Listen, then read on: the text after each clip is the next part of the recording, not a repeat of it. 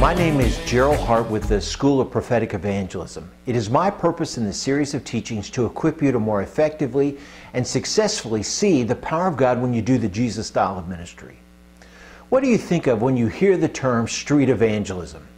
I asked a friend that question and he commented, confrontation.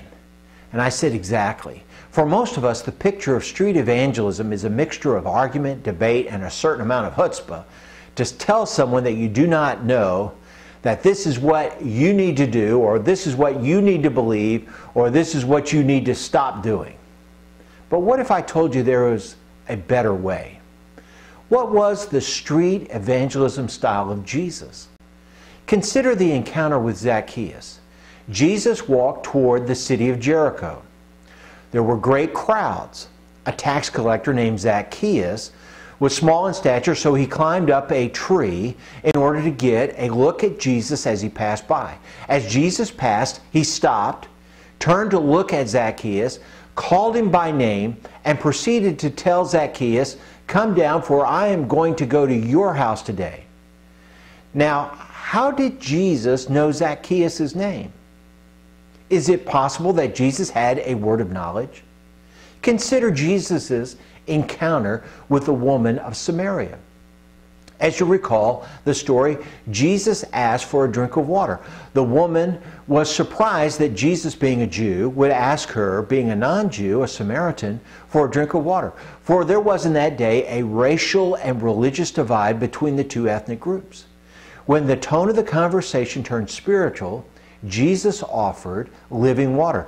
The woman, in a derisive and mocking tone, remarked, "Here, give me that water so I won't have to come out here in the heat of the day." Jesus replied with a word of knowledge, "Go call your husband." The woman replied, "I do not have a husband." And Jesus continued, "You have had 5 husbands, and the man you are now living with is not your husband." How did Jesus know these things? He did it with a word of knowledge. There was a relatively anonymous disciple in the city of Damascus who was given a word of knowledge assignment to find a treasure, and the treasure was a man named Saul of Tarsus, who would later be called the Apostle Paul. In the book of Acts, we read this story, Acts 9 verses 10 and 11, that the first clue was on a street called Straight. That is a location clue, right? What was the second clue? He was to go to the house of Judas. The second clue is a name clue. House of Judas. The third clue was also a name clue. What is the clue? That he would find a name, Saul of Tarsus. The fourth clue is a need clue. The man there would be blind. We know from Scripture that Saul of Tarsus was blinded in his incredible encounter with Jesus on the road to Damascus. But Ananias of Damascus does not know that. The fourth clue was a need clue. The fifth clue is a unique clue.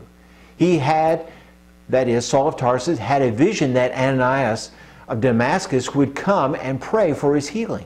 5 treasure hunt clues. Location, a street called Straight. A name, a house of Judas. A name, Saul of Tarsus. A need clue, the man is blind. And a fifth clue, a unique clue, that he'd had a vision that you, Ananias of Damascus, would come and pray for his healing. Only God can give that many exacting clues. In next week's blog, I will give some examples of treasure hunting in our time. My name is Jeryl Hartt with the School of Prophetic Evangelism. Now go and have some fun this week.